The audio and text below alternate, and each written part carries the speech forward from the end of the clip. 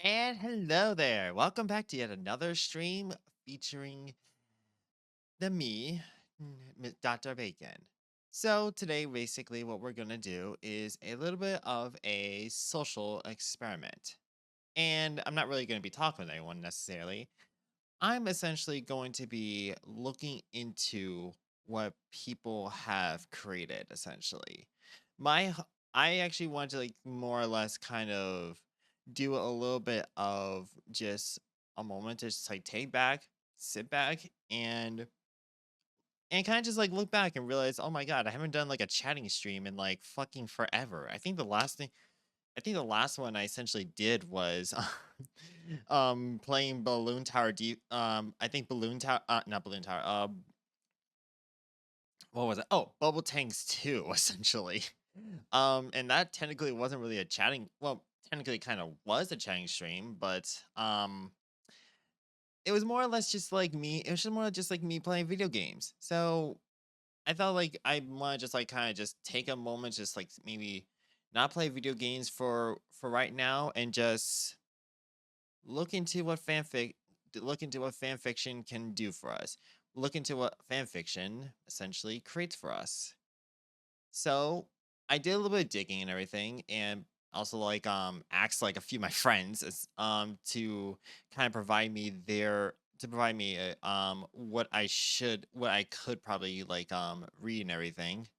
And I did find a few stuff. I did find like 100. I did find like I think like 100 ones for like 100 line I was looking for Shadow the Hedgehog ones because I did play like Sonic X Shadow.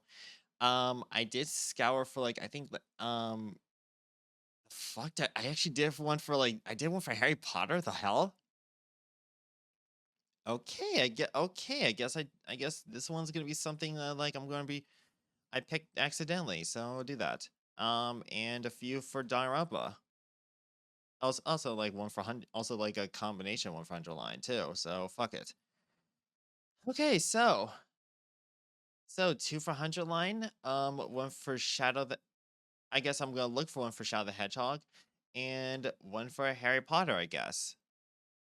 I don't know why the fuck I chose Harry Potter. So yeah, like I hope gonna actually I'm actually a little excited for this because like I do want to see what the hell people have created. So enjoy and also I guess like a little bit of a content warning because this is actually because well you see some shit right here. This is just gonna be fun. Oh, here we go. Rewards for good behaving prisoners. Ato receives a curious note in his stack of books and decides to accept its invitation to go to a glory hole in the furthest stall of the boys' bathroom. Let us begin. Takumi had left a note with the batch delivery of books for his enrichment activities. And while Ato lid for keeping secrets and scheming, this was not what he expected. Interesting, Ato's actually keeping secrets and scheming. When he first pulled the slip of paper out from between the pages of a book in a small crack and small stack delivered to the cage, he was expected a message from someone. So, okay, so let's see. So the general consensus is Ato is locked up in a cage and everything. Hmm. Interesting. But interesting, but I could dig it. Okay. Maybe someone else had finally seen humanity for the disgusting cancerous tumors that they are and were willing to break him out.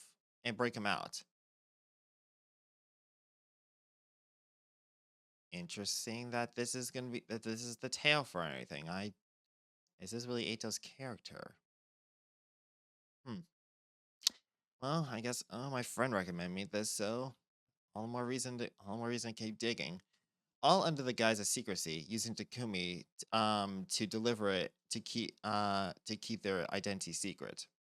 What he didn't expect was a note as follows: "Hey, I want to suck your dick. Go to boys' bathroom during supervision time with Takumi. Stick cock through hole in opposite stall. Thanks. I beg your pardon." I beg your fucking pardon? Okay, interesting. Okay, well, I mean, this say like bathroom sex, so this should be rather why? Um, Ato could barely keep his heart from staying still. The thought of doing that without having to see the vile creature touching his body, that sounded like a dream. Or or and he was so pent up these past couple of days. It seemed like forever since he last took care of his personal urges this way. He never masturbated?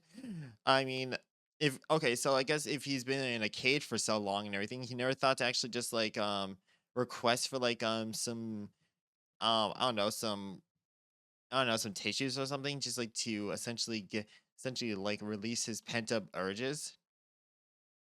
Exhilarating. All he needed was to convince Takumi to take a detour to a boys' bathroom on the way up to his shower in his old room later that afternoon. If Takumi asked what he was he's taking so long, all he needed to do was claim that he had constipation or something. Let me actually just like increase. There we go. Loath Loath that he was to stick his intimate parts into one of their filthy mouths, if he viewed it in no light, it wasn't so bad. Yes, Ato thought to himself, I'm doing them a favor. I'm doing them a favor. This they will worship my cock and swallow my righteous seed.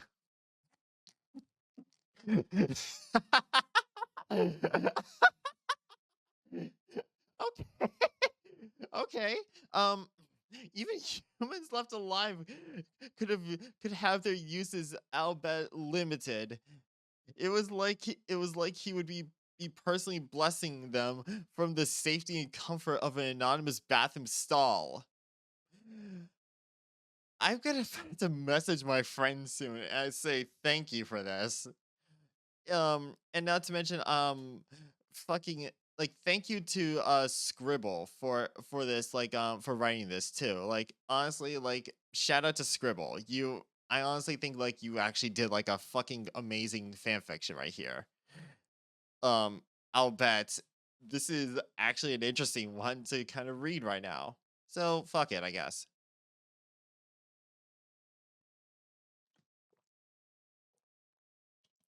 Okay, so it took an embarrassingly short amount of time to get hard at the thought of that. Oh, his heart was positively racing at the thought. What if Takumi was in on it, and it was him sucking his cock on the other side of that stall? Ato slapped his hand to his mouth to muffle a needy groan that left his mouth at the mere thought. For a moment there, anyone within earshot of his cage would have heard him. Thankfully, they were all too focused on their mundane, pointless busy work and conversing to notice. So what? So what? Like all the others are essentially just like da da da da da da da. Okay, we don't give a damn. We don't give a remote damn to go check up on I guess our quote unquote on our prisoner. Hmm. I guess that's part of the course. It was going to be a long couple of hours until Takumi came to collect him for his supervised shower trip. Oh my.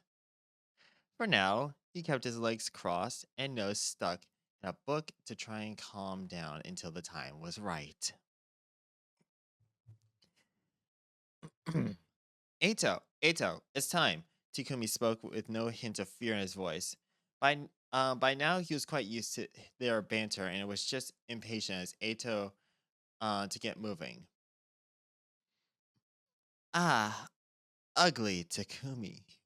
Can we stop? Can we stop to the bathroom first? It's truly repulsive that you've left me in a cage with a toilet so open. Ato cringed at the corner as the corner of his eye kept caught the offending toilet close to his bed. And and it's certainly let's see, and it was certainly true having to announce to everyone nearby that he needed to use the bathroom for them not to look was degrading. This request for was for that much needed release promised to him in the bathroom. Oh no, he's starting to get hard already. Please say yes, you irritating little pest. You irritating little pest. Fine, but I'm going to the bath. But I'm going to be in the bathroom with you, so no funny business. Takumi grabbed Ato's arm, and just like he did every day after dinner, manhandled him out of the cage and towards the bathrooms. So Takumi was going to be in the bathroom too? Curses. Hmm. Well, no matter. Maybe there was some excuse he could come up with to get him to leave. His memory of the building wasn't the greatest at this point, but surely there were no windows to escape from from even if he tried. By the time they reached the boy's bathroom, his mind was racing at the possibilities who could be on the other side. Yugamu? Yes, he was always a bit of a fruit. He always was a bit of a fruit. That one. Or perhaps it was the sniveling Gaku, so deep in denial that he had to overcompensate his pervy attraction to women. That would make the most sense given the anonymous penning of the letter and crude writing. Well, to be honest, I would actually not be surprised if it was Gaku because, like, as Ato did describe, like, the fucking, uh, his like fucking overcompensation to his pervy attraction actually would make a lot of sense to if it like was him writing it. So it's like I need to go release one real quick, and I don't even care if I don't even care at this point because like no woman is gonna be accepting me right now. I I mean they seen my room. Fuck it. Fuck it. I gotta let one out with a dude. Let's see. Ato and Takumi stepped into the bathroom together, and Ato's heart immediately sunk. Both stalls are empty. Did did Takumi lead him to the wrong one? Fuck! He was about to whip his head around and try and complain in a way that gave him plausible deniability about knowing the letter's existence, but instead found Takumi locking the bathroom door behind him, looking oddly red for a disfigured hunk of rotting meat. There was a moment of silence, awkward silence, before Takumi cleared his throat. It was me, Ato. I wrote the note, Takumi admitted awkwardly and scratched his head. uh, guessing you were just as pent up as I am, huh? Takumi, you you absolutely filthy creature. Ato turned around to turned to look away to save himself, looking at the vile monster before him. I I had to make it look like someone else was asking. Otherwise, you wouldn't have believed me if I told you up front. I need you to think you were tricking me into bringing you here to get your true answer. Takumi nervously tugged at his jumper. Look, Ato, I think you're hot, and lately you've been extra snippy. I think being in the cage for so long without any privacy is messing with your need to jerk off. So I'm offering you another outlet.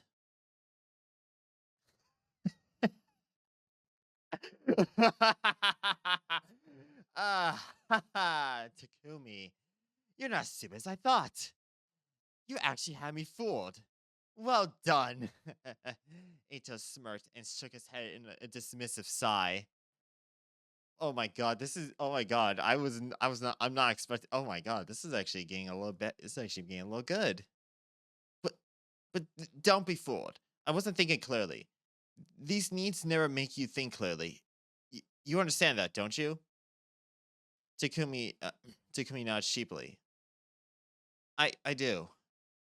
I've let you out of your cage where you could kill me right now if you wanted. But I won't. Because this time,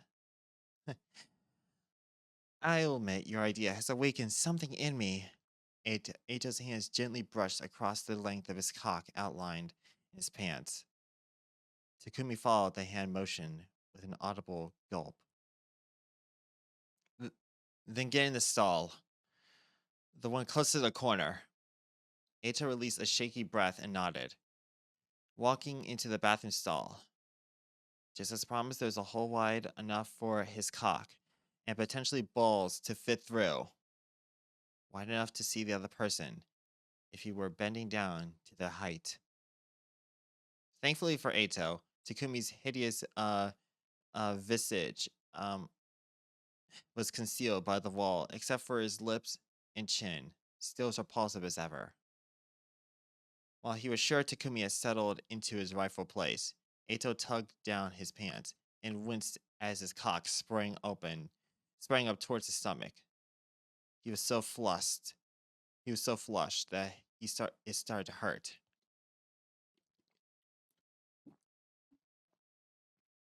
He guided through the hole with a cautious breath. Takumi could feasibly torture him if he wanted to, while stopping the other from slicing his cock off his pelvis, guillotine style. But before Takumi could pull out when before Eita could pull out when some logic returned to his brain, the first wet touch of the other's lips brushed over the head of his cock as he barely stood upright from how hard his knees were buckling. The maw of the monster parted, and Eito felt himself being swallowed by the slimy, molten hot, wet heat of Takumi's mouth. Eito couldn't help himself. He moaned, embarrassingly loud, and bit onto into his own arm to muffle it. Oh, oh fuck, he needed this. Takumi on the other side saw the pensive way his cock peeked through, as if he was intimidated by the prospect of being injured for being too trusting. God, Ato's cock was beautiful. It was pale like him, with a pink tip that nearly flushed purple with need, and so long too, long and thin, which helped in keeping the jaw aching at bay. Each vein on the length of it was twitching against his tongue as he swallowed it in and out and rolled his tongue against it. At one point, Takumi pulled it out halfway and focused on rubbing his tongue against the sensitive underside. Judging by the partially muffled whine and the shuffling of Ato's feet under the stall, it must have felt particularly good. Ato's other arm, which is currently not clamped between his teeth to hide the embarrassingly weak sound escaping his throat, lowered to fondle his balls.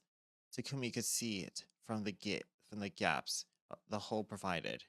Ato was rolling and rubbing each testy in his hands, trembling in bliss as the feeling was getting too much to bear for long. He began to thrust against the hole, and Takumi all but moaned as Ato released his arm and moaned out loud. Ugh, fucking ugh, ugh, Takumi! Takumi! If he could think straight, he probably would be mortified that he was moaning his rival's name out like a whore. But the mouth on the other side seemed pleased and started bobbing up and down even faster to the rhythm of his thrusts. Ato guided both arms to lay flat palmed against the wall of the stall. His body was constantly shifting and squirming as his hips physically knocked against the wall with each thrust. Sorry, I take a water break there. Takumi moaned out loud. God. This side of Ato was so hot. He loved hearing the other lose control like this. Takumi hadn't even noticed he was rubbing against his own thigh this whole time. If he wouldn't come now, he was definitely going to come when he returned Ato back to his cage later on. Ugh. Come! Takumi felt Ato's hand slap the other side of the wall frantically as he looked for something to grab onto. Then, all at once, Ato slammed his hips against the hole with a loud groan and unloaded thick ribbons of his cum into Takumi's mouth. He didn't mind swallowing it all up for Ato, but there's so much of it that some managed to land on his jacket. This prisoner must have been especially pent up until now.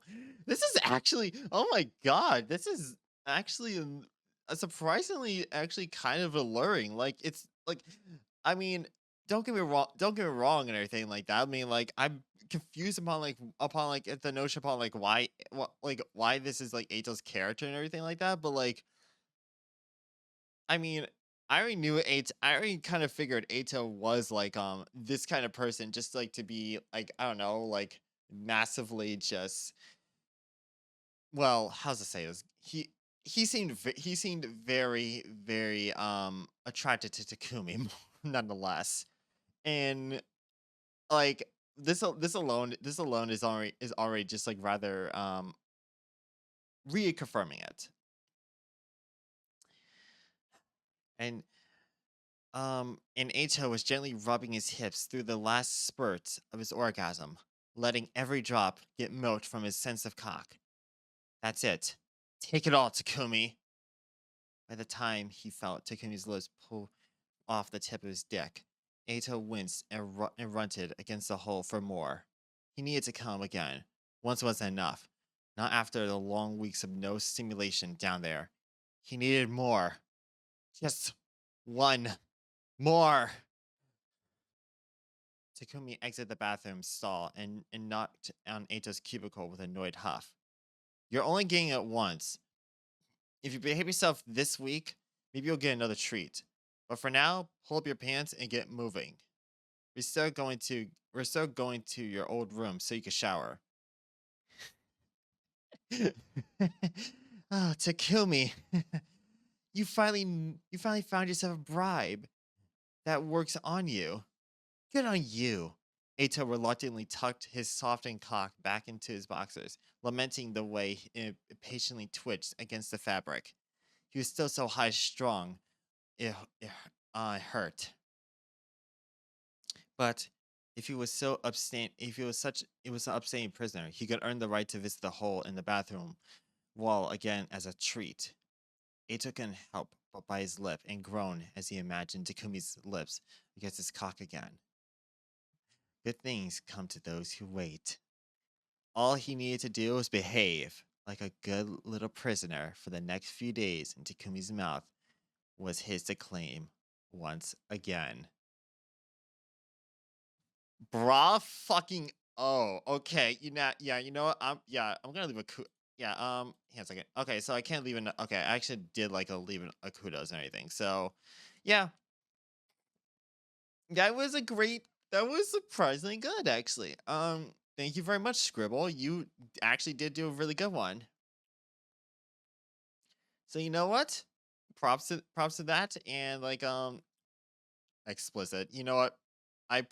You know what? I'm pretty sure I'm not ever going to be sharing this and everything. So it's like, wait, can I find more of this?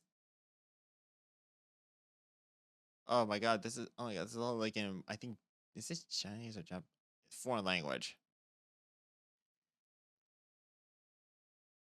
How many fucking fan fictions are there? Oh, 867 of like Ato and Takumi?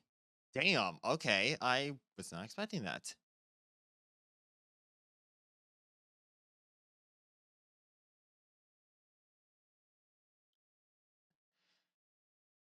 Okay, well, I'll have to go read into more of that one day. Okay, so how about all right, and let's see. So this one is called Danganronpa question mark by Orphan Account. So let's see. This one is let's see. So from the summary, Chihiro Fujisaki has been accepted into Hospice Academy as a super high school level luck. What will she do when she encounters a situation where it's killed or be killed? So what? Is this basically supposed to be like okay, so it's a town swap. It's a town swap essentially. A mastermind AU. So basically, there's gonna be another mastermind. Okay, so it's okay. Okay, so I'm curious now. Ishimara. Oh, Okay, Celeste Lindbergh. Okay, so someone shipped to like Celeste Gami. Okay, and someone did Leon X McCall. Okay. This is gonna be interesting. Okay.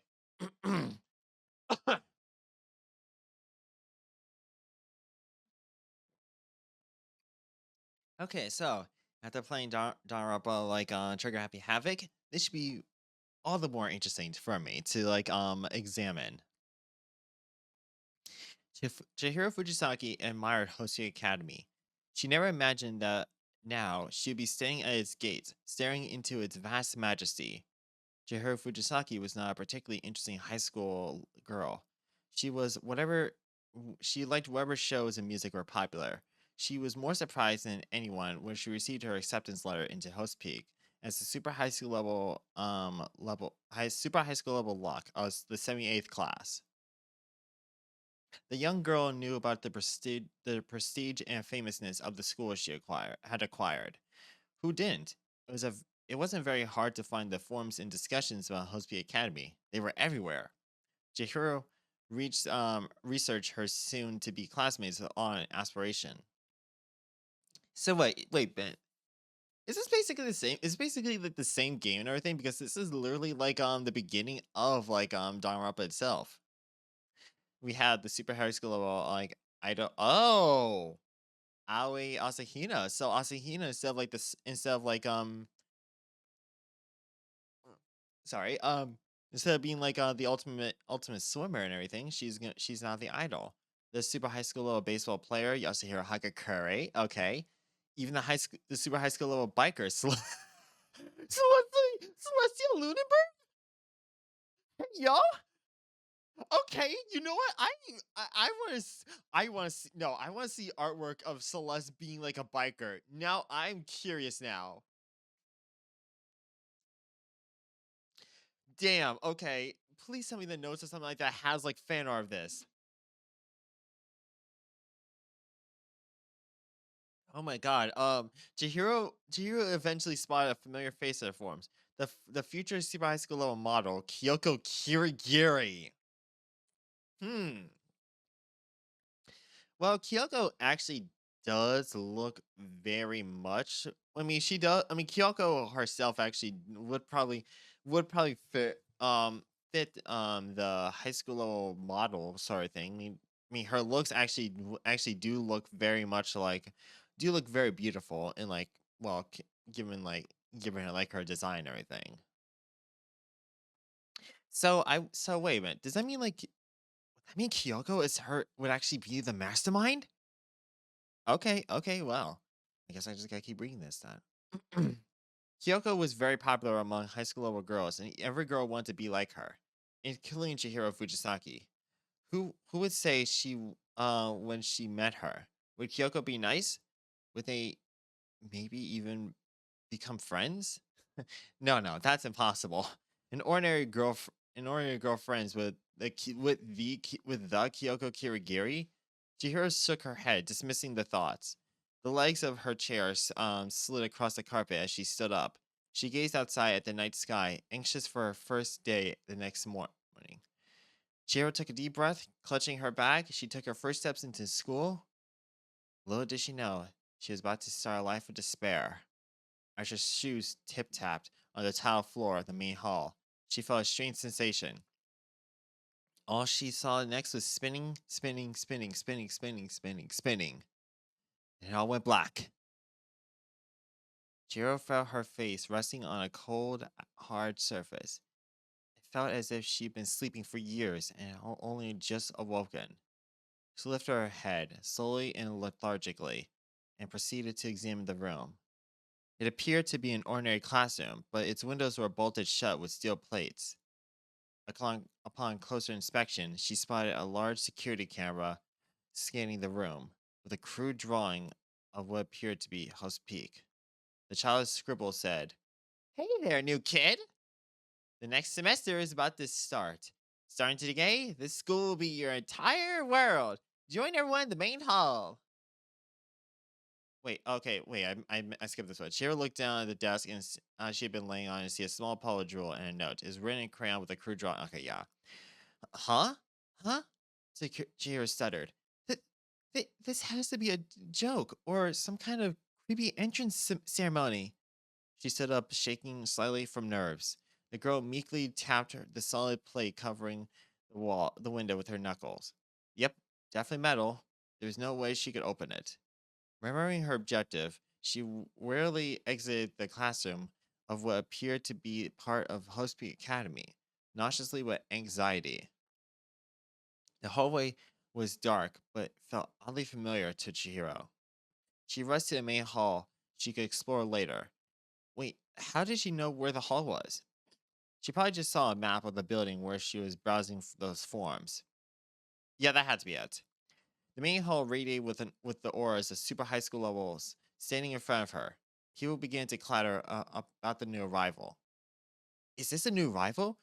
Chihiro tensed at the rough voice and quickly spoke. Oh yes, yes, then you all must be. The girl was interrupted by a blond man with glasses who seemed to have better things to do. Yes, we're all students here. Today is our supposed is is our supposed to be our first day of class. Wait, today is our supposed to be. Wait, does that make wait? Today is our supposed to be our first day of class. Okay, that's okay. Interesting choice of words. Another person piped up. A girl with short black hair. That makes 15, counting her. I think that's everyone. Chihiro scanned the crowd. So many different faces, all of them confused. She decided to break the silence. Well, my name is Chihiro Fujisaki. It's an honor to meet you all. I'm sorry, I was late. I was asleep? Please don't be mad. The rough voice from before I spoke up, and Chihiro caught a glimpse of the one behind it. She looked tough. She dark skin and white hair. Okay. Chihiro wondered what her talent might be. Huh. So you also experienced it. An unfamiliar voice joined in. Her clothes looked expensive, and her hair was a strawberry blonde with two large ponytails. Ah, jeez, everything is just starting to. It's just things are starting to get. Jeez, things are just getting more confusing. This is very strange, and this is without a doubt very strange. The black girl spoke up again. Chihiro filled with her sleeves and interrupted them. I, I'm sorry. I don't know what you're talking about. I really don't know what's going on. A heavily built boy cut in. Hold on. There's something I gotta talk about. He pointed at Chihiro. Chihiro, you are tardy. You knew that the meeting was going to start at 8 late on your first day. I'm gonna have to report ya. Well, wait a minute. I doubt she wants to be late. A familiar lavender-haired girl spoke up. Everyone, remain calm. Everyone, please remain calm. Why don't we introduce ourselves first? This new voice was loud and commanding. And a calmer yet sinister voice intervened. I doubt we had time for these silly introductions. The strawberry blonde girl from earlier piped up. I mean, I guess, but shouldn't we figure out who we all are before trying to solve the bigger problems? How are we going to talk to each other if we don't know everyone's names? Okay, let's introduce ourselves. Then we can move on to other stuff. Sound good? Jiro nodded. She hoped everyone was nice, even though she looked up mostly everyone on that form. She didn't know what kind of people they were.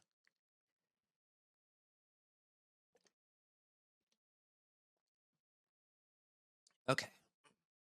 She approached the boy who called her late earlier. I am Hafumi Yamada. Remember that. Remember, this is school, so I'll be watching you, Chihiro-chan. So that's Hifumi, Chihiro thought. I think he's the super level high school. He's the super high school level monitor? So Hifumi now has Ishimaru's talent. Okay, that's interesting. Um hmm. That's actually kind of funny given chapter 3. I heard he gets top grades in all of his classes. He's a flawless honor student.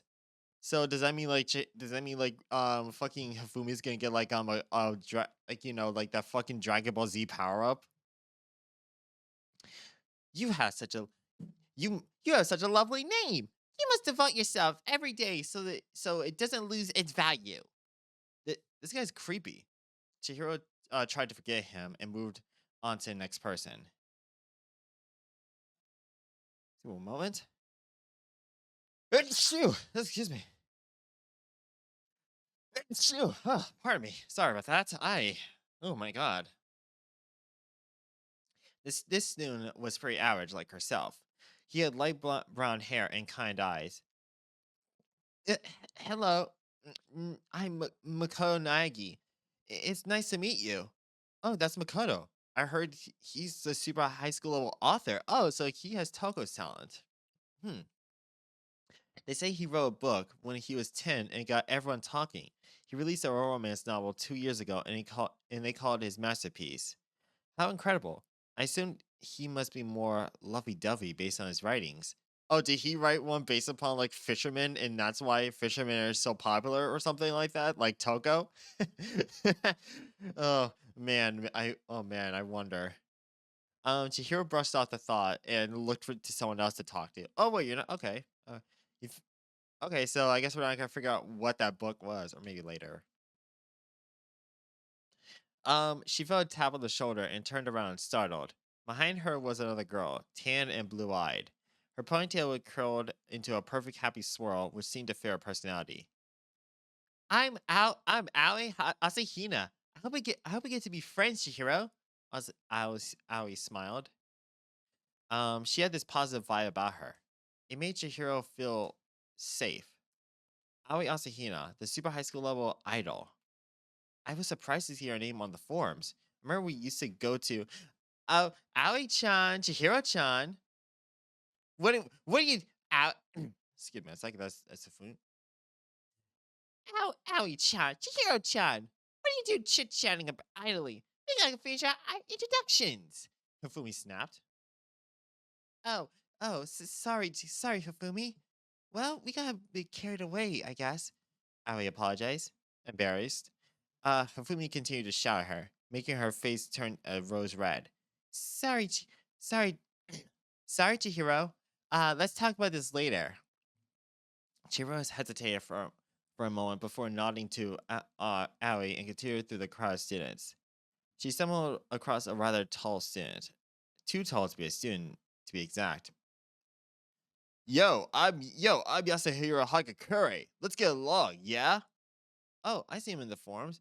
So you must be the super high school level baseball player. Jiro tried to make a small talk. Yeah, I guess I am. Yasuhiro laughed. Baseball isn't really my favorite thing to do though. I'd rather do something like sweet like sing or never mind. He suddenly seemed embarrassed and Chihiro assumed he wanted to end the conversation. The last in his area in the hall was a black-haired girl. Upon upon close inspection, you could see many freckles very clearly. Hello, I am. Hello, hello. I am Mukuro Ikusaba. I am the super high school level Dojin. What? Wait, so she has a Fumi's talent? And yo? Okay, this is gonna be interesting then. Okay, I'm digging it. I'd like to actually see like what kind of stuff Mukuro could actually make now. Mukuro began pestering Chihiro onto what she knew about the world of 2D. Not to be rude, Chihiro answered the awkward questions, carefully dodging the inappropriate ones. um, Hello, my name is Kiyotaka Ishimaru. It's an honor to meet you. His voice was loud that Chihiro almost felt like she needed to cover her ears. I'm sorry. I'm sorry, but what was your name again? Ch- Chihiro Fujisaki. Ha ha ha! Of course. How could I forget? Kiyotaka laughed. They continued with small talk, but she felt as if like he was the only one talking. Chihiro quickly dismissed herself from the conversation. Oh, what? You're not gonna figure out you're not gonna figure out like uh Kiyotaka's talent? Okay. The next one to introduce themselves was the blonde one with glasses. He glared at Chihiro as she approached him. Chihiro cleared her throat. Hello, my name is Chihiro Fujisaki. It's an honor to. I already know your name. You said it earlier. Oh, the two stood in awkward silence for a couple seconds before Chihiro spoke again. So, what's your name? Hmm. My name is Byakuya Tagami. I am the Super High School Lower Programmer. Pleased to make your acquaintance. The tall boy scanned Chihiro. Have we met before? The question took her by surprise. No, we haven't. She stuttered, despite feeling the same familiarity towards Byakuya and the many others here. Hmm. My mistake. Carry on. He leaned against the wall, almost shooing Chihiro away with his sharp gaze. Chihiro didn't recognize the next student. She had long blue hair and soft blue eyes. Chihiro thought she was kind of cute. The mysterious girl smiled and piped up. I'm Saika Mizono. It's nice to meet you. I wonder what her talent could be, but I didn't see her in any of the forms. Hmm. My talent's a secret. She put her she put her finger on her lips to symbolize it. Chihiro was shocked. How did you know I was thinking about your talent? I'm psychic. Chihiro's mouth opened to say something, but nothing came out. Just kidding. I have good intuition, Sayaka laughed. I should keep an eye on her. She seems interesting and really cute. So what? So basically, like Sayaka is gonna have like the ultimate detective. Actually, kind of makes sense given the fact that she does have great intuition. Chihiro felt her hands get sweaty as her face turned red. Hi, uh, I'm Chihiro Fuji. Yeah, I already know. I already know. I'm Kyoko Kirigiri, but you already knew that. Yeah, you're my favorite. I love your work a lot. Hmm. It's always nice to meet a fan. Kyoko didn't smile as she said it. Chihiro noticed the beauty mark below the model's mouth that she never saw before. You look uh a little different. Not a bad way, of course, but she stopped herself before she could say something might regret. Oh, oh, you're talking about my cover photos? Hmm. Yeah, they're photoshopped to hell and back. Oh, Chihiro felt intimidated by the idol's presence. And thought it would be best to move on, legs shaking and all. Almost done. So what? I guess we're never going to like look into what Kiyotaka's like stuff is, or maybe I guess we did, but like I didn't see it.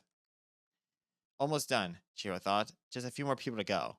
She had seen this girl next a few times on the Hope's Peak forums. Hmm. I'm Celestia Lunenberg, but you may call me Celeste. I'm the super high school level biker. I fucking want to see Celeste on a fucking motorcycle now. Her voice was elegant, very different from what Chihiro had imagined. Let's get along. Hmm. Hmm? Chihiro nodded quickly, frightened by the biker's calm demeanor. Chihiro approached a tall man with silly corn hair. Hello. He turned around and stared down at the short girl. Hmm. Mondo Wada. It's nice to meet you. He must be the super high school level martial artist. Okay, so Sakura's talent. I heard he competed in over 400 matches, never lost a single one. The forums warned readers to avoid him at all costs. Yo, kid. Jiro nearly jumped when she heard the martial artist spoke to her. Yes, I'm sorry. He let out a quick and they began to poke and prod her body. What are you doing? Huh. Your muscle quality ain't out the ordinary. You aren't fit to be my train partner. What a relief, Chihiro sighed in reassurance. Chihiro quickly approached the next person. Before she could reach an appropriate distance for a private conversation, she started to He started and finished the introduction. Name's Leon Kawada. You're the super high school level air, right? Yeah. Y- well, it's nice to meet you. The conversation wasn't going anywhere. So Leon's Byakuya. Okay. Chihiro felt like as if she taught the next girl, she would lose her money. The strawberry blonde was a super high school level gambler, and you could definitely tell she had spent her money. She wore all designer Lolita dresses and expensive jewelry. Not even a year of Chihiro's part-time job could pay for even one of her bracelets. The busty girl spoke up. "Hmm. Hi, I'm Juko Nashima. I'm the super high school level gambler. Nice to meet you, Chihiro." She grinned a decisive grin, showing off her perfect teeth. It wasn't hard to imagine this girl being the Oso Queen of Liars. Chihiro wasn't sure what to think of the last girl. She was big and buff, but she didn't seem like her talent involved anything sporty. "I'm Sakura Ogami." Her strong voice boomed. "I am the super high school level clairvoyant. I see promising opportunities in your future."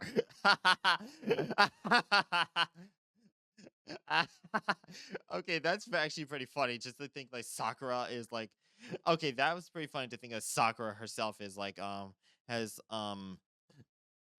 excuse me, has Hagakuri's talent. That's good to hear. Chihiro worried about the upcoming school year, but she felt more reassured from the fortune teller. "I was scared something bad was going to happen today." "No need to worry," Sakura smiled. "Everything will turn out all right in the end." Finally done with the introductions. Everyone is so unique. Okay, all right, okay. Let's get down to business. We don't have much time to make friends. Leon scoffed. Chihiro chewed her hair nervously. Actually, yes, like let me go see if that I know okay, in a second. So because I did read about I did see Kiyotaka, so I wanted to see if I missed it accidentally.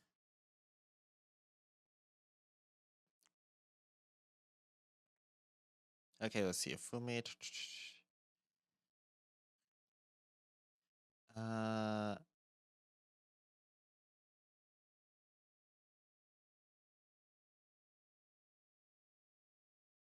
did they not say Kiyotaka? Hang on a second. Did they not say at the beginning too?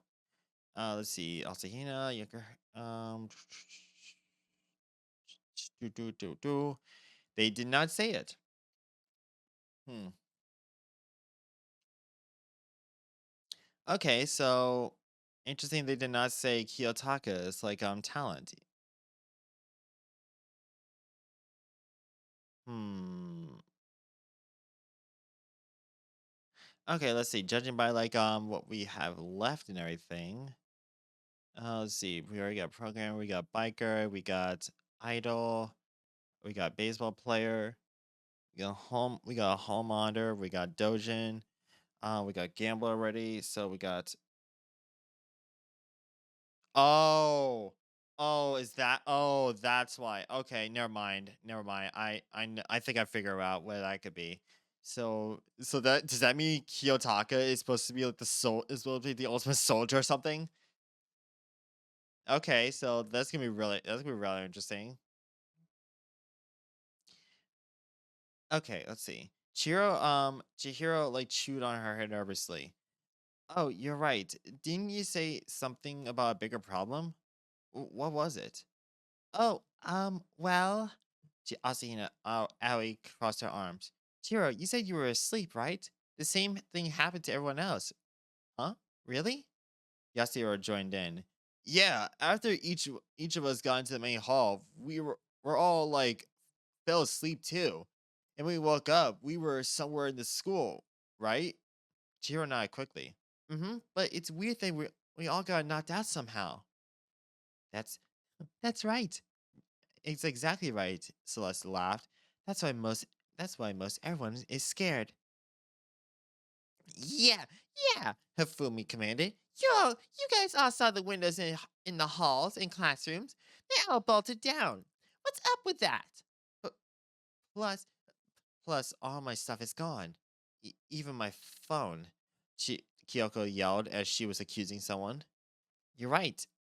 You're right. I cannot find my PDA anywhere either. Byakuya spoke calmly, despite the situation. And and check out the main hall here. Hifumi pointed what seemed to be the front gate of with a large finger. The front entrance is blocked by some huge metal thing. I wasn't sure, it sure wasn't like that when we got here. What the heck? Kyoko stuttered. What? What if we got caught in some sort of? He was like, that's not Kyoko's way. What if we got caught in some sort of crime or something? No. Sakura's loud voice broke up the clatter. I have a feeling this is some sort of entrance exercise. Everyone sighed in relief. The tension slowly melted away. But soon, it began. So not bad and everything. There was it's like I would say like a few things that could be like a little bit it's a little bit like a bit just like problematic and everything. Just saying at the start you said Nagami changed the author. Oh, okay. Kyoko's disguised as Kyoko, like how Miyako is disguised in the game. Wait, does that mean Kyoko's a mastermind? Unless it's a totally different story, then never mind. Yeah, okay. Chihiro will be referred to as a growth as fanfic. I'm trans and trans Chihiro is very important to me. Okay, so that's the reason why we got Chihiro being a girl in this one. So because of the author having seeing Chihiro as trans, which I have seen many people I have seen many people actually do see Chihiro as transgender or anything. So because like Chihiro's story and everything. So truthfully, I understand that. And you know what? I could get behind Chihiro being this way. Trans Chihiro Trans Chihiro may be important to you, but misses the one of the fundamental points of the character. I mean, it's a fan fiction. Like a fan fiction basically Jesus.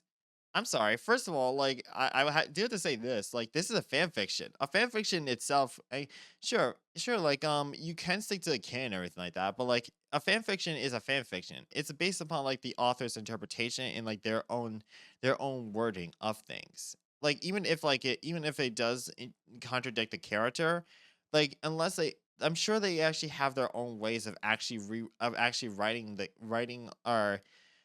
or making the story out to be fitting for it. For instance, think about this. Thinking about Chihiro's character. In chapter 2, it's revealed that Chihiro is a boy and everything. But basically Chihiro is like taking the role of the main character, aka Makoto Nagi. So there is essentially kind of not much of a reason for anything to be of that unless like they do chapter 2 with Chihiro once being being trans or something or of that nature. So I don't know. Like basically all I had to do was just kind of read a little bit more to see it, but I'll put this like in a note. I do kind of at least like want to examine this a little bit more later.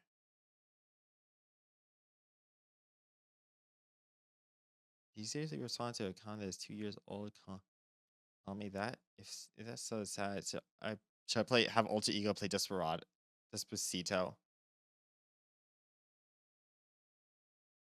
Mm-hmm. Mm-hmm.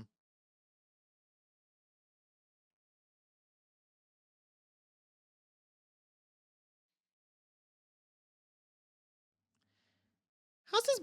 How's it biased? Like seriously, how's it biased? It's basically, are you done? Are you done?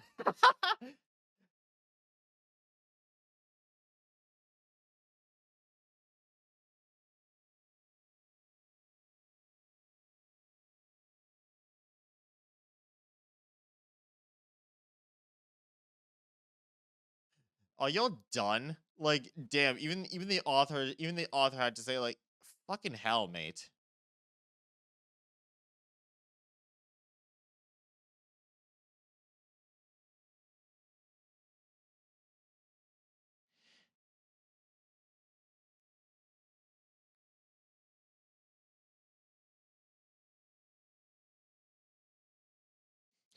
I'm mad at Darpa too. Darpa 2 tricked me. They think, what the fuck? Here, maybe can I leave her like an anonymous reply? Oh, okay. So, god damn it, so I had to fucking do my email and everything. Well, either way, I will say this, like, to orphan account, a really good chapter one and everything. I did enjoy it. I will I I will say, like, my only critique was because, like, Kiyotaka's talent wasn't said, but, like, I'm only assuming because the reason why is simply because, like, since all the other talents was kind of like um all the talents were explained, and, like, practically the only thing that isn't left is, like, well, the soldier and everything. So, like, I'm basically going to just, like, let think this of, like, okay, so maybe this time, like, that what's the word I'm looking for, that Kiyotaka is a soldier, or maybe something else. Either way, good one. All right, so let's see. Down by internet social media headcanons. Oh, okay, so this is a rather just quick one anyway, so fuck it. Makonagi has supernormal let's see, has a supernormal internet presence. He leaves friendly messages on his friends' posts and sometimes posts random pictures. That's it. Yoko doesn't use the internet at all. She has burner accounts that she uses if she needs to search for people's social media for clues for detective work, but other than that, she's not online. Wait, that's it? Oh, that's it. Wow, great. Yeah, I agree. It would actually make sense that she would actually like kind of do that. All right, kudos to the library rat.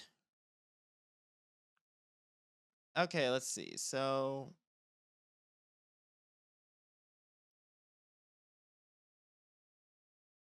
I actually kind of want to read this one. So let's see. So this one's called Dumb Luck by Spectre. And this one contains, let's see, so it contains Danrappa, Trigger Happy Havoc, and 100 Line Defense. So it's a combination of two things I've actually done. And let's see, this is a romance, comedy, drama, action, post Danrappa 1, free relationship, mutual pinning. Mutual pinnings. Mukonagi's down bad. Kyoko Kirigiri's down bad. Love confessions. First kiss. Fluff and angst. Her comfort. Makonagi needs a hug, featuring Takumi X and Zomi because I love them. I Look, I'm gonna say, like, I can see but Takumi X Nozomi, but, like, right now, like, all I just see is, like, Nozomi being like a walking, talking, like, a war poster. But hey, that's just me right now. Let's see. So who else does it have? Ava. Hmm. Might as well read it. I mean, spoilers for Dara Trigger Happy Havoc first and second scenario. Maybe I shouldn't read that one, actually. I did not realize there was actually gonna be spoilers like that. So, well, that's one thing that's gonna be kind of thrown out the window. Passing Fascination by Nuclei. Or let's see, or Gaku takes an Am I gay quiz? What? Life is going good for Gaku, living on his own, decent gig at a coffee shop, and more than enough cute girls to keep him happy. Why then was he spending so much time thinking about someone who was not a girl? And why did it lead him to sit on his floor at 3 a.m. to take a quiz to try and determine his sexuality? Okay, this should be very interesting. Let's see. So, oh my, that's a lot. Oh, this is gonna be interesting. Let's see. So it's Gaku Maruko, Yugamu, Oma- Omokage, Tsubasa Kawana, Jeremy Anamiya, Eita Suki, more of them, but those ones talk. Let's see. So it's an alternate universe. Oh, so it's it's a romantic comedy, the gay panic one for Gaku. So this is all about what? Gaku X Yumagama? I have to read this one. I have to read this one. I don't give a shit anymore. I don't give the shit anymore. This is gonna be a good finale. Yeah, it's like he's thinking I need to actually go like message some friends real quick about this. Fucking. Hang on a second.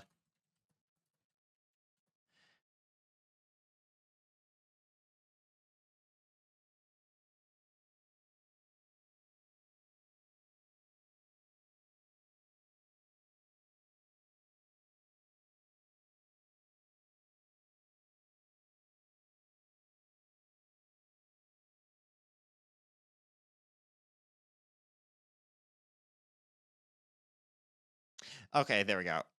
Okay, let's do this. Okay, so fuck, this took forever. I put my whole bussy into this, and for what? They don't even kissies. This is an edited version of of the wiki how gay quiz, by the way. Really funny that exists. Gakko Murugo really thought he had no shame. Not after the life he had lived. You work as many part-time jobs as he had, and you get used to being degraded a bit. Hell, sometimes it wasn't even worth it, depending on the payout. Man, and all I had been going for him for him lately too. He landed a steady job at a Western style coffee shop named Last Offense against what exactly? Nice pun. About a year ago, and was well, it was work. Any kind of work was a bit of a drag. But this job way less torture. But this job way less torturous than some of his previous ones. Shouldn't it be like okay? Making coffees was kind of fun, and Gaku was damned good at it too. Between that and the cute girls that came in for matcha, he was content as a man in his tax bracket could ever be. Still needed to pick up the odd job here and there, so he could send some extra cash back home to siblings, but he could handle that. Again, he was used to it. Right. Excuse me. Right. uh, sorry. Oh boy. Right. So everything was going well, and there was no need for him to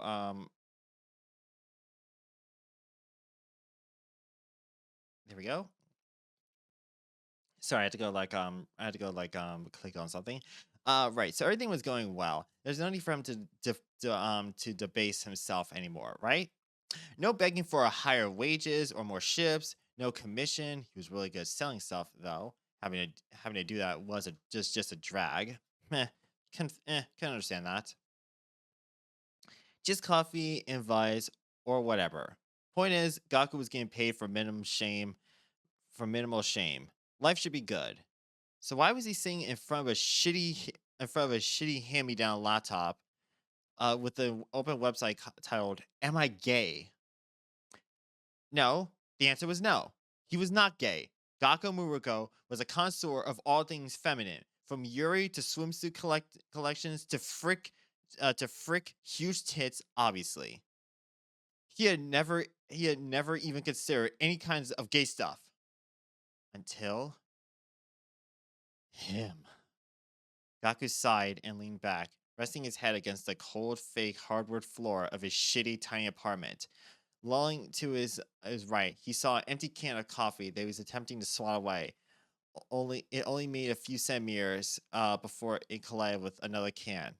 Shit! Couldn't even distract himself by attempting to clean his space slightly. It seemed he was forced to think about all this stuff. It was 3 a.m. Ugh. He sat back up, attempting to focus on the laptop and um not the mess that was in front of his space. He didn't want to think about this, but he was determined. He needed to at this point. even if it was the most humiliating thing he had done in months. And for no pay. With a final deep breath, Gaku clicked the begin button on the quiz. Just to make sure he wasn't gay, obviously. I mean, just obviously, like 100%. Gaku Muruko is like the definition of not gay. Like this dude basically essentially fawns over fawns over women. Like literally one of his interactions was him fawning over Subasa and everything. And that alone is like proof that he would never ever ever ever be gay, right?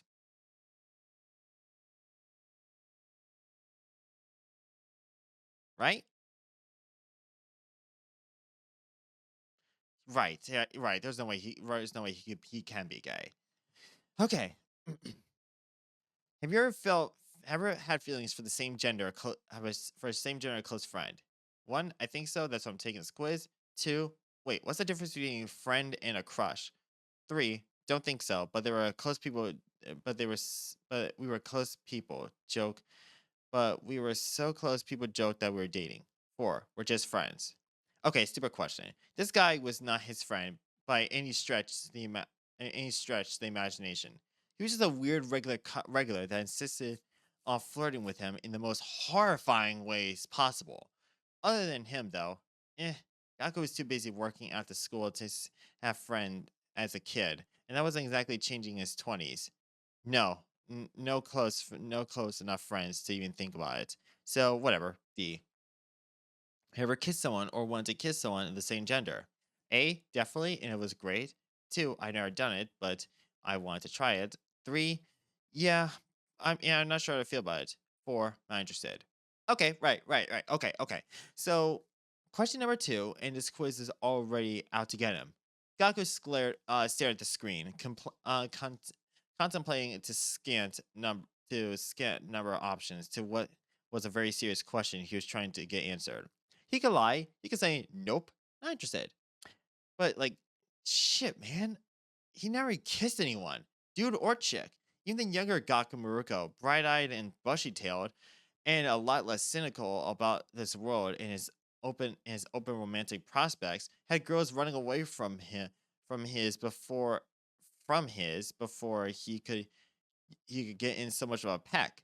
The first part of the question, no, he had never kissed someone. Period. Wanted to? Well, freaking duh. Plenty of girls he went to school with. Ones that worked with him had as his various jobs and shit. Man, before Takumi started dating her, he had plenty of time. He had plenty of time to think about like making out with Nozomi before while they were on shift together. Not anymore though. Bro code. Of the same gender. Second part of the question. Here's what they where here is where they lying. Is where they lying could come in. Will they lie? Okay, whatever. This was to prove that he was 100% straight. After all, it wasn't like the question so far was exactly subtle in what the results would be, but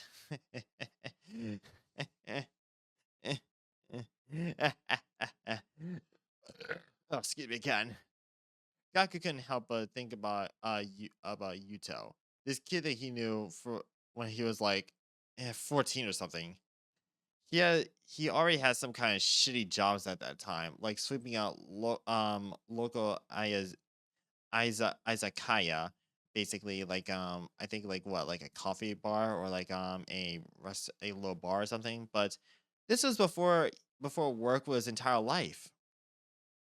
Anyway, Yuto, Gaku remembered was I remember one time he was at this kid's house. No shot he would let anyone come over to his disaster of a group home. And they were watching a movie or playing a video game or something. Whatever. Well, just in non-employed children do in their free time. They were sitting there, and Gaku remembers thinking, just for like a millisecond, that he could lean over and just kiss the guy. Only as a test though, like just to see what the fuss was about kissing about kissing, not the gay stuff. Obviously, not the gay stuff, not the gay stuff at all. To get over with. Not like he headed over to any girls' houses to play video games, so options were limited. Um, no feeling. Let's see. It was not like he did it, obviously, and this didn't contradict his answer to the first question because this is like limit testing. No feelings involved. So, yeah, not lying on the quiz. The answer was worded kind of shittily, but B, whatever. It felt bad clicking that option. The fact that he could just make the quiz um, say he was totally straight, so tempting. But this is like science, and you don't want to fuck up science. Oh my god, this is gonna be a long one. All right, fuck it. I'm down to finish it. Okay, number two. I mean, how do you feel about queer characters in TV shows and movies? Okay. Oh, number one. Oh, I totally watch shows just for the queer ships and storylines. Two, I feel like I kind of I kind of feel like I can identify with queer characters. Three, I know it's queer characters, but I don't feel sorry. I don't feel strongly about them. Four, I like the positive representation, but they don't stand out to me. Okay, whoever wrote this, some of us don't have time to sit around and watch TV shows and movies. There was work to be done and money to be made. But, well, the counter to this was evident in Gaku's apartment. He took a look around his space, and it was there was a lot of stuff everywhere: garbage bags, old takeout containers, and plenty of cans like the one he had tried to swat away earlier. He had lived here for a year and a half, just a bit before he started at Last Defense. It's just Last Defense. It was the cheapest place he could find where he would move he moved where he moved out of the group home. It sucked. He had to share a shower with the whole building. Gross. Um, let's see, whole building. The bathroom he couldn't turn around in wasn't the only room that wasn't part of the bedroom slash living room slash kitchen. Disgusting. But it was the first time in his life that there was a space that was just his. Does that mean he was going to take care of it? Hell no. The best part of living on his own was that he wasn't obligated or made to feel guilty about not cleaning up, especially not for free.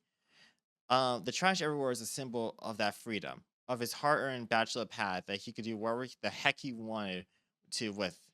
And as Gaku was performing this a short scan again, not much to look around here, his eyes rested upon something of his most prized possession, his Yurei manga.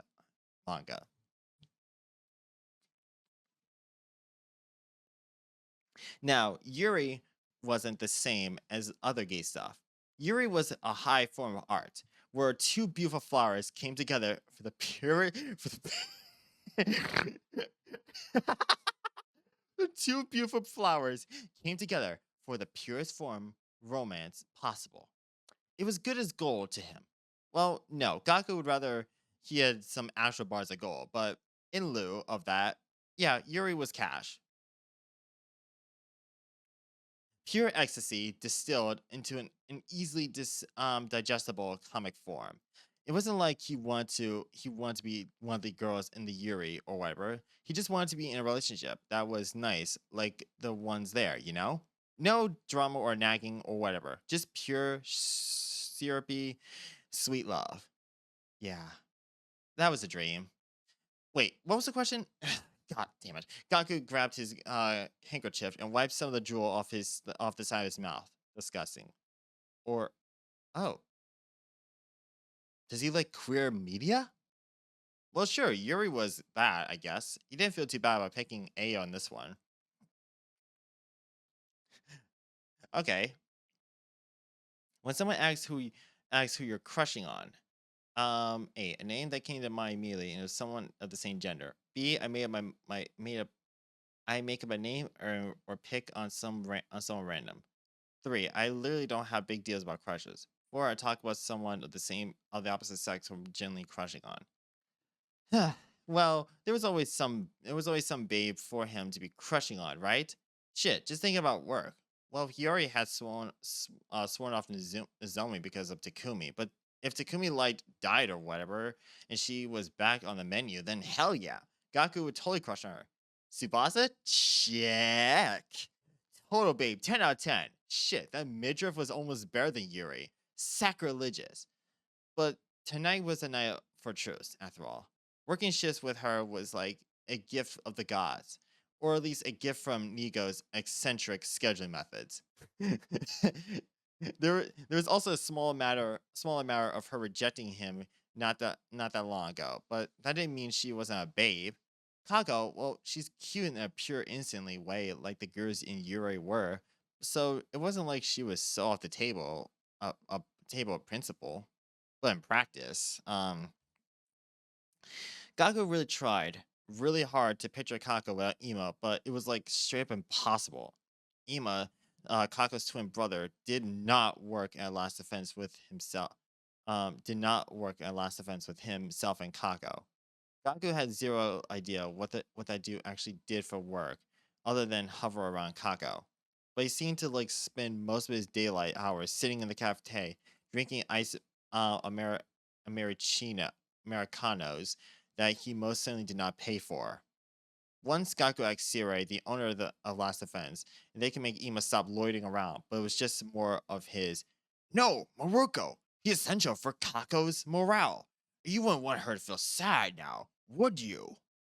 Gaku really didn't get Siri, but he got the money into his bank on each ti- on each e- on time every week. So whatever. Let the pretty boy drink free coffee wasn't like on his dime. Anyway, Emo is a freak about Kako, so real siscon stuff. If Gaku looked at Kako for too long, there were eyes on the back of his neck, and he swears to God Ema had a knife on his pocket at all times. So Kako was a non-starter. Oh, and like Darumi was there too, but she had a girlfriend, and she was his lady bro. Sure, she was way into more freaky shit than he was, but she was nice when you made small talk with her about something other than Arrow Gay or Killing Games or a weird movie she had watched yesterday. She is also really bad at her job, which meant that Gaku ended up picking up a lot of her slack. But well, for what little Darumi had to do, what little Darumi had told him in passing her life was pretty shitty. It was pretty shit. So he was willing to take some extra kindness in exchange for a little extra work. Well, only a thought though. Gaku rolled over the names of his lady coworkers in his mind. Was he crushing on any of them? Tsubasa, he guessed, but if he were to get to the core of it, like his question again, answer it with the honesty of his heart, he wouldn't say that out loud. Again, Tsubasa is hot, banging, but crushing on her, eh, no more than any of the other babes he saw on day to day. He was just lucky enough to be in her proximity more often, and the fact that he tried to get with her once and failed, so that didn't make crushing on her the most appealing prospect. If someone asks, then he might say her just because it seemed believable, or at least or he could pick any other girl. So probably just believable. B. Had anyone else asked if you were gay? One, pretty much assuming that about me all the time. Two, asked that about I asked that once or twice. Three, one had asked me directly if I was gay, but I would be surprised if they didn't. Four, people assume I'm straight. Yeah, yeesh. A question that Gaku didn't feel questionable about answering. No one in Gaku's life ever asked him if you were gay or anything in that ballpark.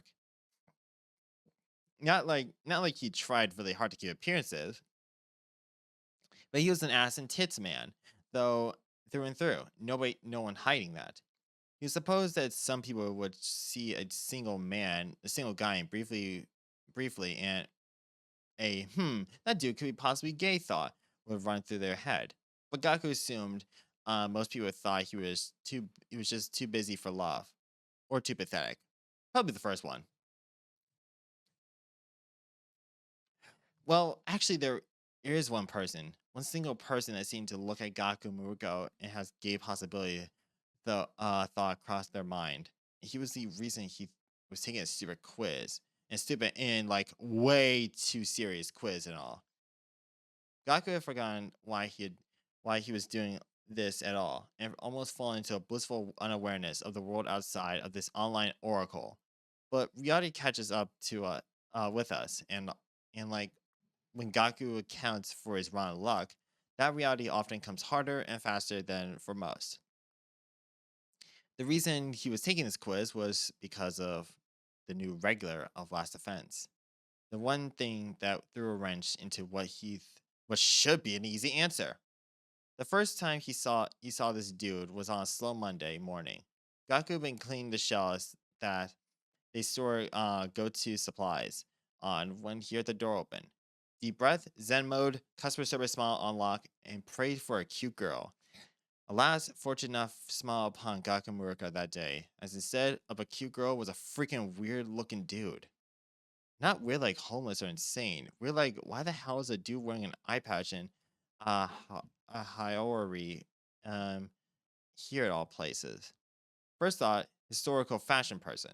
Gaku could respect that. Traditional fashion was cool. Chicks in Western clothing were more to his taste than the ones in kimono, but you needed to take some time to enjoy the classics, you know? But someone into historical fashion probably wouldn't be wearing an eye patch. Also, that Haiori was most likely would be covered in what appeared to be a pattern of repeating skulls, moths. Second though, model.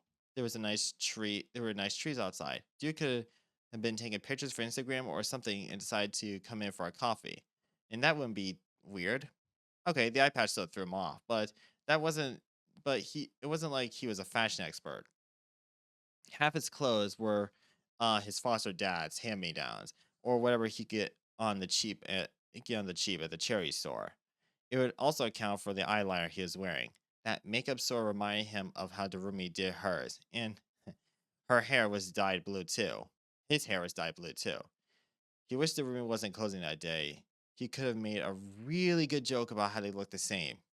He couldn't exactly think of a thigh slapper on the spot, but it would have been funny. Okay, real model guy comes in for a coffee. Cool. Cool. Plenty of pretentious all fashion types came into Last Defense for a coffee that was way too expensive. Gaku bet he would order tonic espresso. Yeah, they seemed like the kind of guy would pretend that tasted good. Um, Gaku watched as the man walked over to an empty table and set some books down. Being the observational guy he was, Gaku's eyes scanned the cover of the books. Huh. He would have thought they were like basic and clinical pharmacology. Wait. He would have thought they would be like Murakami. Really, that was the only author Gaku could name off the top of his head. But no, these were like textbooks, basic and clinical pharmacology. Um, a student? Really? It wasn't like Gaku was spending much time on university or campuses, or like those people were nerds, not hot. They're nerds, not hot. And what was pharmacology? Medicine stuff? Was it? Was that? Was this dude like trying to be a doctor? No way Gaku would let someone wearing an eye patch do doctor stuff on him. That messes with depth perception. While Gaku was pondering if pharmacology was a doctor thing, he he hadn't noticed that the weird dude had moved from the table where he set his books to the counter where Gaku was standing staring at said books. He nearly jumped out of his skin when he thought he heard a soft cough in front of him. Straightening himself, Gaku met eyes eye patch? Fuck it. With the man who was now grinning at him. Oh, today? Oh, looks like I've chose the right place to visit today. The man laughed. His eye briefly scanned the menu board above Gaku's head. Sure, man. The coffee's good. What can I get for ya? Gaku then watched what can only be described as abject horror as the man removed his eye from the menu, rested his elbow on the counter, and his chin on the back of his hand. The same long, languid grin never leaving his face as he executed his move with perfect precision. What the hell was this exactly? Oh, let's see. I wasn't talking about the coffee. Gaku swore he saw the dude stick his tongue out a little before his next comment. I was referring to the scenery, cutie. If this creep wasn't wearing an eye patch, there would have been a wink involved there. He knew it. What Gaku what was Gaku even supposed to say to that? Was this dude flirting with him? Why him? No, no, no. This is mocking. No way a dude wearing clothes as nice as those would be calling him cute. A- And even if there wasn't a case, this was not the kind of flirting Gaku wanted to entertain. This exact scenario with a big booed babe would have been heaven. But a freaky looking dude? Nah, no shot. This is a prank or something. So Gaku shifted into defense mode. He wanted to nothing more than to tell this weirdo to screw off, but he wasn't in the mood to lose his sweet gig today, so he steeled himself. Yeah, okay, man. Okay, man. Do you want some coffee or whatever? Perfect execution. He wasn't playing games. He was working, and he wasn't about to let some weirdo shake him. It was Gaku's hope that this will make the dude lay off. See that Gaku Muruko was a man who didn't enjoy getting messed with, especially not on the clock. To his dismay, however, the man in front of him started uh, giggling. He leaned back and ran his hand through his jacked up hair, never losing his freaky smile. Serious one, aren't you?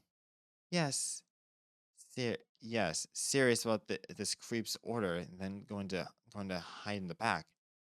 Okay, I'll have a tonic espresso and add a lime wedge in there. Okay. With a move that was so quick, Gaku could have sworn it was magic. The man then reached into the inside of his uh, Iori, then pulled out a 1,000 yen bill. Gaku pushed the cash tray forward slightly so he could place it there. But that day, just had to continue the most horrific trajectory conceived by gods or men. Instead of the cash tray, the man reached out and tucked the bill into the top of Gaku's apron before smiling even wider. You could keep the change. And eh, with that, he turned around and returned to where he had placed his books, acting like he had just hadn't done whatever the hell that was. Wow, fucking Yugamu is like actually just really damn Yugamu. Okay, damn. Trying as he might, Gaku couldn't keep his composure after that. How could anyone? He was out there just trying to make an honest living, and some dude pretending to be a pirate samurai was at his place of work, mocking him, assaulting his dignity. Gaku ran into the back where his fellow Monday monitoring warrior Eto Atsuki was about to start making some kind of dessert. Oh, Maruko-kun. Do you need something? Do you need something? Aita put down a spatula he was holding and looked at Gaku, blissfully unaware of the trauma that had been infected upon the poor man mere steps away. No, no, no, no. Okay, okay. So go make a tonic espresso and give it to the weird guy sitting out there. Aito blinked at the demand but nodded regardless. He asked for a line, but don't give it to him. Gaku probably shouldn't be barking or commands to a coworker like this, but Aito was a nice guy. Not like he would say anything to Nico. Of course, Muriko-kun. Aito started to walk towards the front of the cafe before turning around and looking Gaku up and down in a weird way. Aito sometimes looked at people. Why is there a $1,000 yen bill sticking out from the top of your apron? Shit! Gaku forgot about that. He frantically grabbed at the bill and stuck it into his back pocket. He hadn't actually rung in the dude's order, but that cash was his by rights. Compensation for emotional damages. Not important. Gaku pointed a finger at the espresso machine that was just out of his view. Make the coffee and tell me if it gets busy or something, or whatever, or when that guy leaves. Eita closed his eyes and gave Gaku a tight-lipped smile before doing the task he'd been assigned to him. Breathing a sigh of relief, Gaku grabbed the spatula Eita had been using and started to pick up where his coworker left. Um, uh, um, let's see, had left off before noticing the consistency of this icing was seriously bad. Harassment, and now had to do someone else's work. Obviously cursed. And since things started to go well, the reality of Gaku Maruko's shit life roller coaster hit him like a train. As Gaku began to remake the icing, he pretends not to notice the blush rising to his ears and the fact that he couldn't stop replaying the whole interaction that had taken place over and over again in his head, trying to come up with an explanation that made sense. And one of those explanations was that creep thought Gaku was gay. What would that which would mean that contradictory to what this question was asking. There had maybe there had been a singular time someone thought he was gay, but this thinking about that day still pissed him off. And he didn't want to sully the question with that memory, so Gaku chose D. How do you feel about dating someone of the opposite gender? One, I'm not interested, that I feel like a chore. Two, I wouldn't mind. And I wouldn't mind, and I've either wanted to do it or have done before. I would have done it. Three, maybe, but I'm not interested in anyone. Four, I'm definitely dated or dated someone of the opposite gender. After recalling the first meeting, Gaku had to get up and take a walk around the apartment, pausing at the one window in a small space. There's a view of nothing, just the plain sight of another building half obscured by bars, just like he was in a prison. Shit. If during the first intera- if during the first interaction Gaku had just had manned up and told that creep to fuck off, then he wouldn't be here taking a stupid quiz at all. He could be doing things that really matter, like like jerking off, sleeping, or doing something random to earn more cash. Okay, literally you could just go fucking Pornhub, dude. But such a life of a man who is determined to know himself, and the quiz was like halfway done. He couldn't give up now. Gaku took one last look at that wall outside before taking a deep breath and returning to his laptop, reading the next question. Okay, good. Another easy one. He could do that. He could do that. Of course, he would date a chick. That was like number two or three of his list of goals. However, it seemed that this was still intent on mocking him because Gaku never had actually dated anyone. Not for lack of trying, of course, but working 80-hour weeks didn't give him much time for to work his magic on ladies or go out on a proper date. Wow, 80 hours weeks. So like 80 hours per week and everything. You work for minimum fucking wage. God, Gaku, I feel bad for you, dude. You I feel fucking bad. Not to mention, he didn't exactly have extra cash to go spending on dinners or flowers or whatever. He would love to be able to do that. Being able to give foster siblings little presents on their birthdays was always a highlight. Seeing them get all excited about a tiny plastic lizard or some candy he had gotten from the combine, but that was than a lot easier on the wallet than a nice meal. Although the last time he failed to get a date was the result of a birthday party. Of course it was. Gaku was serious about birthdays. A holdover from growing up with a family big enough that there would be multiple of them a month. And while these birthdays did involve little gifts, the more important thing was the party itself. Obviously, Gaku doing his ever popular kendama tricks. If the kid had such a day, he would count that as a win. After he moved to his own place, the lack of birthdays or any of that kind of celebration started to nag him. He wanted to celebrate something, anything. Those first months he had lived alone was was busy juggling way too many jobs to work to get to know his coworkers well enough to find out their birthdays. But after starring Last Defense and like actually working with people for a sustained amount of time, he had a comprehensive list of all his fellow workers' birthdays, and he was going to make sure he did something for them. Damn it. July 3rd, he had been working in the cafe for 3 months or so, and it was Subasa's birthday. She had wanted to take the day off, but Nigo had messed up the schedule and she was supposed to work the closing shift. She asked him around to see if anyone could work for her, but uh, Gaku had told them all that no, she had to come in for her birthday. Super important. Don't work for her. He wasn't supposed to work that day, but he nevertheless came in early to bake her a cake and set up a few decorations on the back. Nothing crazy as he would like, but you did what was popular when you haven't exactly told your manager that you'd be using the store's ingredients for a personal project prior to coming on their day off. Hmm. Interesting that he's doing that, not to mention he's able to convince everyone to at least like say no to taking off. Should not take off for Tsubasa. That's interesting, but like I guess I can understand like the reason why. Kako and Darumi watched him with a passive amusement as he fitted flirted. Okay, as he flirted around the kitchen, ignoring Nigo's comments that he really shouldn't be doing this on company time. Seriously, man, you made her work today. If you haven't asked him in the moment, Gaku would have had the great answer as to why he was so insistent on doing this for Tsubasa.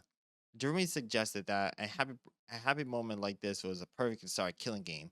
Kako pondered what Tsubasa's reaction was going to be, and Ima, helpful as always, chimed in with, "You know, Maruko-san, cakes don't impress girls anymore. Have you tried a better haircut?" Gaku hated that guy. Well, was he wrong that? Was he wrong that he was doing this to impress Tsubasa? He wasn't like doing he wasn't like it wasn't like he did the parties to impress the kids, right? It was just he didn't know something he did. There was something that was planning, but only if everything went well. Gaku told Ima to shove it and went back to decorating. Tsubasa arrived in a huff, making sure to shoot Nigo a quick glare as she made her way to the back of the cafe. Gaku worked on, well, all his birthdays, so he's used to it, but that didn't mean Tsubasa had to have a bad day too. Yuri couldn't stop giggling, which kind of ruined the surprise, but when Tsubasa stepped in the back and saw Gaku set her up frown, and saw Gaku's set her frown turn to shock. He hadn't done anything crazy, just some old lights he had at home that he had strung up on the shelving, though you can tell they were on, considering the fluorescent lights in the kitchen, and some balloons he had found on the cheap were tossed around the space. There there was not the budget. It was not the budget for helium. Damn, they did not float. Above Gaku's head, also taped onto the shelves, was a banner he had made with printer paper and some markers procured from Nico's desk. It read in Gaku's shaky handwriting, "Happy birthday, Tsubasa." This is actually really nice. Like he did this on the cheap, but it actually did so much and everything. Damn, this is a Gaku W right here. Fucking hell, even in fanfiction form, this is a Gaku W. Tsubasa looked from the banner and lights to the balloons, then to Gaku's grinning ear to ear. "Happy birthday! I hope this makes up for having to work today." Gaku laughed and picked up the cake that was sitting beside him. "I didn't know what flavor you liked, so I went with matcha." He probably shouldn't have used the matcha considering the storage, but whatever. Whatever. Tsubasa blinked, shocked still evident on her face. "Gaku, you could have just taken him a shift, right? Uh, what? Well, he could have, but that would have ruined the chance for the party, which was what Gaku really wanted. He needed the party, man. Um, eh, um, Tsubasa, Kaku really did work hard on this. Kaku had poked her head in the back and was watching Tsubasa's reaction intently. She said that she had a she had a premonition Tsubasa would be grateful and was seemingly trying to make that a reality, which seemed like cheating. Durumi appeared beside her now a moment after. Yeah, he was going on and on about like how he needed the about how he needs this to be a perfect party for Tsubasa-san. He was like kind of a party genius. Doremi cackled, something that Gaku was not used to at this point, and was honestly still freaked him out a bit. But she still hyped him up. So this is at the so that was the least of his concerns. He looked from the two girls to Tsubasa, who seemed to be doing some mental calculations as to how she could be reacting to the surprise party. Gaku waited, unbreathing, as she let out a small sigh and smiled. Well, I would rather have uh would have rather not worked, but this is nice, Gaku. Thank you. Hell yeah! Score! Another tally on the scorecard for Party King Gaku, Muruko. Kaku clapped her hands together and drew me cheer at the win too, which was anticipated. The next 4 hours was good as of a party as Gaku could have asked, considering the people attending were all on the clock. Kaku got off a little after Tsubasa got there. Her and Ima helped themselves some of the cake, which apparently tasted good, but could have used a little more soya sauce. Eh. But most of the night was just him, Tsubasa, and Darumi. Gaku hung out in the back while the girls helped customers and cleaned up after the cafe. Nigo didn't seem to love this, but um it wasn't like Gaku was asked to get paid for his time spent on the party. And the attitude of the bosses, man, yeesh. Bosses, man, yeesh. Darumi kept going on and on about how this is all too sweet for her, and it would have been a lot. It would have been more fun if the cake was poisoned or had used needles in it. But other than that, Subasa seemed to enjoy the little celebration he had cooked up. Hmm. It's actually really, really nice too. Damn, I actually fucking respect Gaku.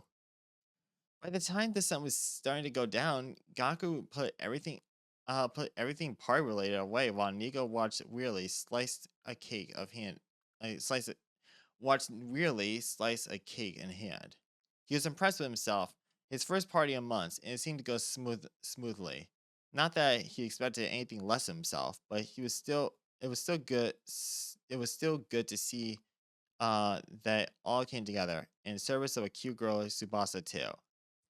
Gaku was sitting in the top of the counter, taking down the makeshift banner when said cute girl walked into the back and looked up at him as she was removing her apron. Gaku, thanks again. It would have been nice to actually have the day off, but it was really sweet of you. She held the apron in one hand and rubbed the back of her neck. Okay, perfect. Now is the time for the thing that would really seal the deal on this day. Gaku jumped down from the counter and ran over to where he had put his backpack, rummaging through it for a moment while holding a finger up to Tsubasa, indicating she needed to wait just a second. Hey, hey, it's my Hey, it's my pleasure. Aha! There it is. Gaku grabbed what he was looking out of the bag and turned back around to where she was standing. I m- made this for you as a birthday present. And Gaku's hands was seen to be a padded strip of fabric, pink with a blossom motif. I know you're doing that mechanic stuff. This is like extra padding for your tool belt. Gaku shifted the gift in his hands to show how the edges velcro together and yeah, it made something that even if you really didn't have any padding, would at least decorate the belt. part of the tool belt. He fiddled with it, looking intently at the girl in front of him. Oh, Gaku, it's sweet. She took out his hands and inspected it. Out of his hands, inspected it. You say you made this yourself? I didn't know you could sew. She sounded like actually impressed. Yeah, I learned it from patching up my siblings' clothes. Oh, and this is gonna be better than expected. Uh, oh, this is gonna be better than expected. Gakamuruka, you gem of a man. If this plan kept on track, right? No time for hesitation. Not or never. Time to put the icing on the cake of this perfect day. He took a deep breath and looked at Subasa right in the eyes, trying his best to exude confidence. Do you want to go out with me sometime for like a movie or dinner, or we could just go out for a walk on the beach? Or he's cut out by Subasa laughing. No, no, oh shit, no, no, no, no, no, no. Oh, Gaku, you're sweet, but she let out another nervous laugh. You're not my type. You're not really my type. Ow. Mm. Mm. Mm. Mm. Damn. Mm. Ow. Oh. Ow. Ow. That hurt. Ow. I'm sorry. That actually fucking hurts. Mm. Mm. I'm so sorry, bro. That was damn. Those words hit like a bus. He felt it in his chest the moment they left her lips.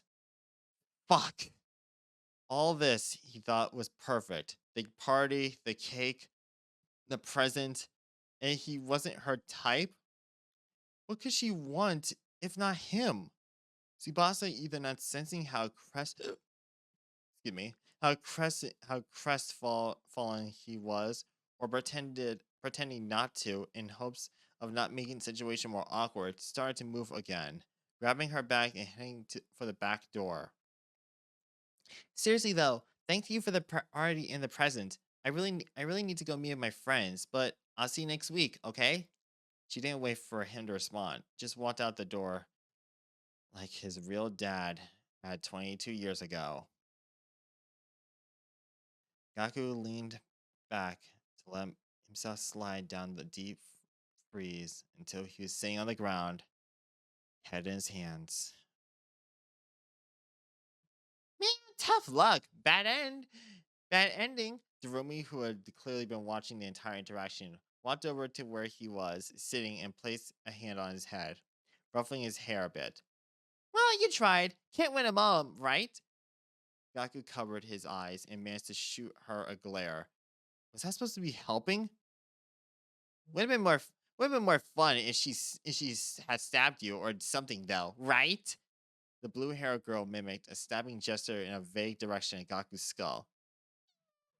Oh, you just want to get into my pants, die creep? Yeah, yeah, uh, yeah. Glad that didn't happen. Darumi, uh, Darumi left soon as well, leaving Gaku to mourn this golden opportunity to ponder just how much worse his luck could have possibly gone. It wasn't until Nico repapered from sweeping the font and told him he needed to lock the doors that Gaku managed to peel himself off the ground and stumble out the cafe, not acknowledging his manager, frantically trying to inform him that he hadn't finished cleaning up the party decorations. That didn't matter. Why clean up for free when he wasn't even going to get a date of it out of it? Ugh, just remembering those horrible thoughts. Point is, he never dated a woman. Just he hadn't. D. Gaku had clicked the button a few times for the trap pad on the laptop finally responded. Even the machines were rubbing it in. Are there a lot of LGBTQ plus characters, individuals in your friend group? One, absolutely. A lot of my friends are queer. Two, a few friends of mine identify as LGBTQ plus. Three, not really. Most of my friends are straight. Four, my entire friend group is straight. Sick. back to remind Gaku they really didn't have a friend group. The quiz writer had it out for part people that didn't have time for extracurricular activities. Huh. If you needed to have hobbies just to be gay, then he could just stop. He could just stop here with confidence. But well, yeah, it's like let me just go. Let me just go make sure. Damn, this is a long thing.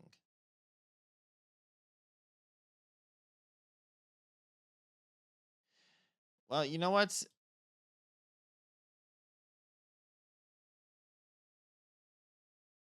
Mm, okay, where the fuck is it? Okay, so you know what? I do want to actually continue and everything, but like I did promise like a few friends that like I would be joining them on some stuff. So I actually do have to turn this in. Okay, so here's actually a thing on what's gonna happen. First of all, El Tagaku, I'm so sorry, dude, but I'm actually not gonna be streaming like next week and everything because I'm actually going to be going away for a vacation with my to my girlfriend. So that's actually going to be like so stream is actually going to be like practically non-existent. But I will be continuing Tuesday, but like I think I'm actually like start off something small. Like I actually did recently get myself no uh I did get myself Noita, and my friends have been kind of saying like I should try that. So that's actually going to be like sorry bad my bad. I basically moved that. That's actually gonna be a thing that's gonna happen. So I hope everyone's oh crap.